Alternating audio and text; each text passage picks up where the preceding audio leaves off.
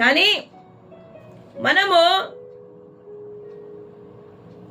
పరిశుద్ధాత్మ దేవుని సహాయముతో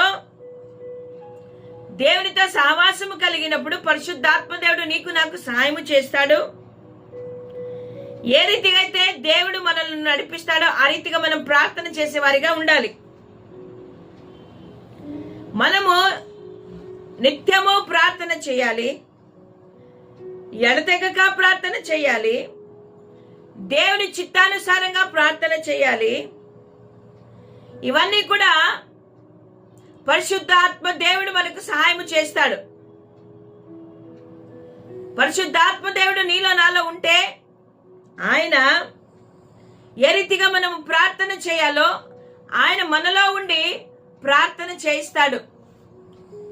పరిశుద్ధాత్మ దేవుడు చెప్పసఖ్యము కాని మూలుగ